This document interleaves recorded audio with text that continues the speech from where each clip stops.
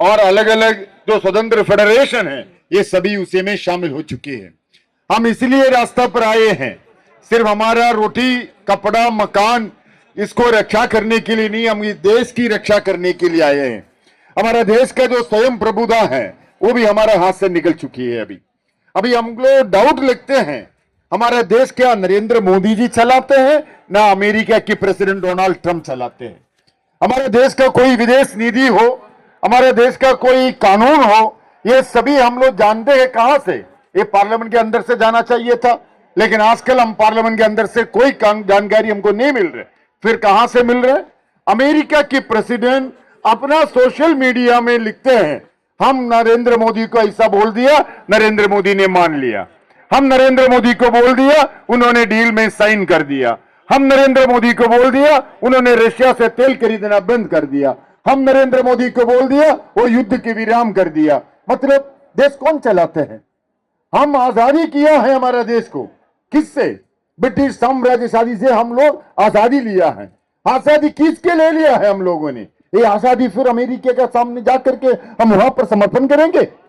ये सबसे बड़ा बात हो गया। इसलिए सिर्फ हम लोगों का रोटी बचाने की बात नहीं है, इस देश की आजादी बचाने की बात आ गया है।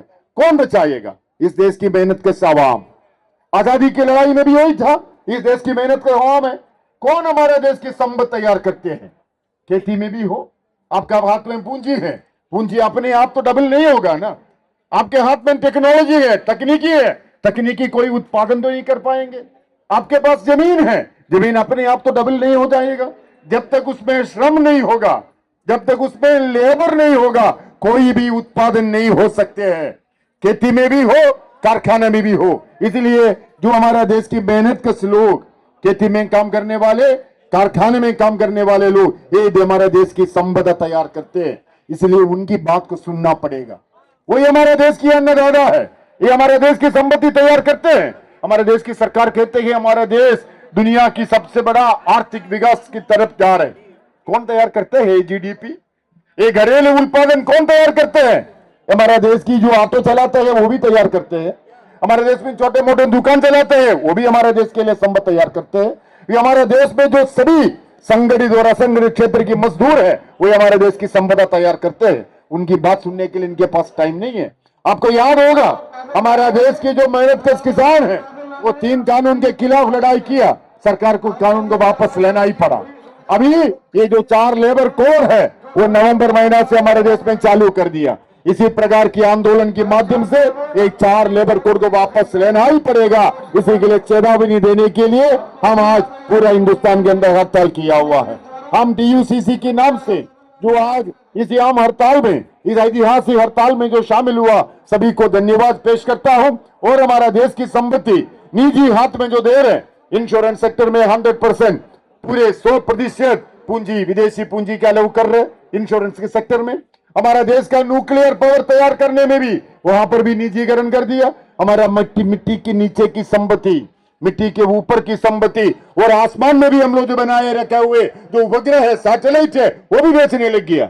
मतलब भूमि स्वर्ग पाताल तीनों बेचने लग गया है। इसको हटाना ही पड़ेगा, इस सरकार को हटाना ही पड़ेगा। इस सरकार को हटाने के लिए, चेतावनी देने के लिए हम आज आम हड़ताल किया हुआ है। इस आम हड़ताल में शामिल हुआ सभी मजदूर भाइयों को, सभी मेहनत के सवाम को हम DUCC के नाम पर धन्यवाद पेश करते हैं। जय हिंद। अरे भाई, ये दिल्ली पुलिस के लोग बीच बीच में क्यों बकवास करते रहते हैं? नहीं कॉमरेड, हमारे राष्ट्रीय नेता बोल रहे होते हैं, आपका माइक शुरू हो जाता है। आप अपना माइक शुरू मत कीजिए। आप हमारे राष्ट्रीय नेता बोल रहे हैं तो बीच में माइक का इस्तेमाल मत कीजिए। अगर आपको कोई संदेश भेजना है तो डायरेक्ट भेजिए, यहाँ पे डिस्टरबेंस होती है।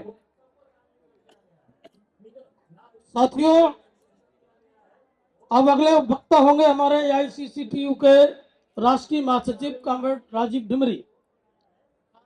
इनकलाब जिंदाबाद, जिंदाबाद जिंदाबाद जिंदाबाद, जिंदाबाद। नारे लगाइए, मजदूर एकता जिंदाबाद, जिंदाबाद जिंदाबाद। लेबर कोड कानून वापस लो, वापस लो, वापस लो, कानून वापस लो, वापस लो, वापस लो। गुलाम बनाना नहीं चाहेंगे, नहीं सहेंगे, नहीं सहेंगे। पानी की सरकार मुर्दाबाद, मुर्दाबाद मुर्दाबाद हमारी की सरकार मुर्दाबाद। मुर्दाबाद मुर्दाबाद। आज की हड़ताल सफल रही, आज की हड़ताल सफल रही। सफल रही सफल रही। साथियों, सबसे पहले मैं आज देश के मजदूरों और किसानों को आज 12 फरवरी की अभूतपूर्व शानदार ऐतिहासिक हड़ताल के लिए बधाई देता हूं, आप सबका क्रांतिकारी अभिवादन करता हूं। साथियों, आज की हड़ताल मोदी सरकार के हमलों, उसकी विनाशकारी नीतियों के खिलाफ एक करारा जवाब थी। मोदी सरकार की विनाशकारी नीतियों को एक मुंह तोड़ जवाब साबित हुई है आज की हड़ताल। साथियों, आज की हड़ताल में देश के मजदूर वर्ग का एक एक हिस्सा, किसान, तमाम छात्र, नौजवान और अन्य हिस्से शामिल हुए। हमारी हड़ताल को अपोजिशन की पार्टियों ने, इंडिया ब्लॉक की पार्टियों ने भी अपना समर्थन दिया और आज पार्लियामेंट के अंदर जो मुद्दे हम उठा रहे हैं उन्हीं मुद्दों पर प्रदर्शन किया।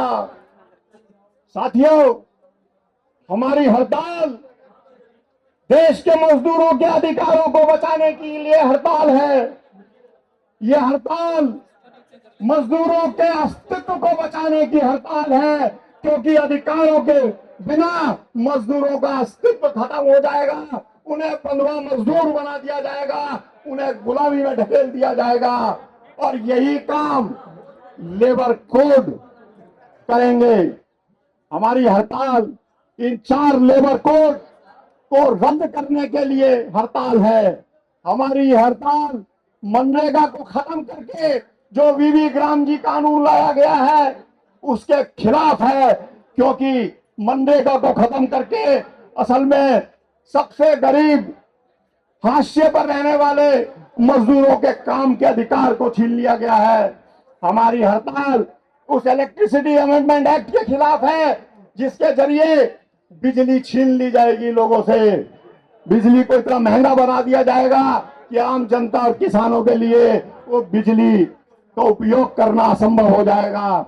और साथ ही में हमारी ये हड़ताल उस मोदी सरकार की ट्रंप के साथ ट्रेड डील के खिलाफ है, जो डील हमारे देश की आर्थिक संप्रभुता को खत्म कर देगी, जो डील इस देश को बेच डालेगी, जो डील हमारे देश के किसानों और आम जनता के हितों को बेच डालेगी। यह हड़ताल इन्हीं सब सवालों को लेकर है और यह हड़ताल इन नीतियों के खिलाफ एक करारा जवाब साबित हुई है। साथियों, यह हड़ताल एक नए सिरे से आप हमारी लंबी लड़ाई इन लेबर कोड्स के खिलाफ, एक ग्राम जी कानून के खिलाफ एक लंबी लड़ाई की आज एक ऐतिहासिक शुरुआत थी, एक मील का पत्थर साबित हुई है। हमें आने वाले समय में और भी लंबी लड़ाई लड़नी है। हमें अपना आंदोलन, हमें अपना संघर्ष उसी संकल्पबद्ध और दृढ़ तरीके से चलाना है जिस तरीके से देश के किसानों ने 3 कृषि काले कानूनों को रद्द करवाने के लिए लड़ाई लड़ी थी।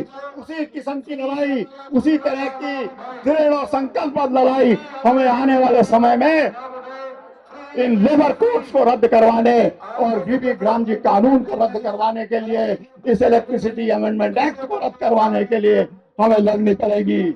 आज की हड़ताल ये सीधा सीधा संदेश देती है कि आने वाले समय में अपने मजदूर, किसान बेकमर कस ले और एक लंबी लड़ाई के लिए, एक नई ऊंचाइयों तक इस संघर्ष को उठाने के लिए अपनी लड़ाई को आगे बढ़ाएं। साथियों, ये लड़ाई, ये संघर्ष आज एक चेतावनी थी मोदी सरकार को कि लेबर कोड्स को वापस ले लो, इस वीवी ग्राम जी कानून को वापस ले लो और अपने इन तमाम हमलों और इन विनाशकारी नीतियों पर रोक लगाओ, नहीं तो ये जनता अब आपको छोड़ेगी नहीं, अब ये आपको उखाड़ के फेंकेगी, इससे कम और कुछ नहीं। साथियों, ये लेबर कोड कानून हमने नहीं मांगे थे। सरकार कह रही है कि ये तो बड़े मजदूरों के हितैषी कानून है। अरे 11 साल में, पिछले 11 साल में इस सरकार ने इस जनता और मजदूरों के लिए के हित में क्या किया है? बल्कि इसने इस देश में जो कुछ भी लोकतंत्र था, संविधान था, उसे खत्म कर दिया है। और लेबर कोड जो लाए गए हैं, ये संविधान पर एक और हमला है। साथियों, ये कोड मालिकों ने मांगे थे और इन कोड्स को बीएमएस, आरएसएस के संगठन बीएमएस के समर्थन से लाया गया है और मालिकों की मांग पे लाया गया है। ये कानून किसी भी तरह से हमारे हित में नहीं है। साथियों, हमारी लड़ाई और आगे जारी रहेगी। हमें नई नई ऊंचाइयों तक अपने संघर्षों को चलाना है। और जैसा मैंने कहा कि जिस तरह से किसानों ने एक संकल्प संघर्ष चलाया था, उसी तरह का संकल्प और दृढ़ संघर्ष हमें आने वाले समय में चलाना है।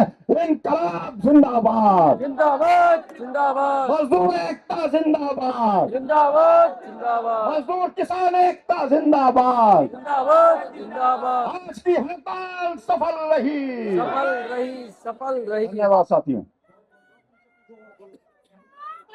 धन्यवाद कांग्रेस राजीव जी।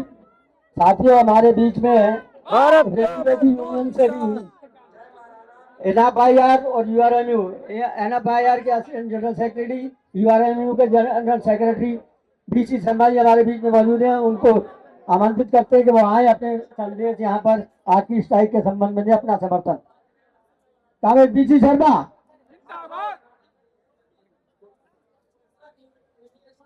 सेंट्रल ट्रेड यूनियन के चारों सेंट्रल ट्रेड यूनियन के अधिकारीगण, उपस्थित साथियों, आज ये देश के अंदर स्ट्राइक की क्यों नौबत आई? जो इतने पुराने श्रम कानून बने हुए थे, 44 श्रम कानून, उनको बदलने की क्यों नौबत आई? बाकी साथियों ने कोड हम विरोध करते हैं, हम भी विरोध करते हैं।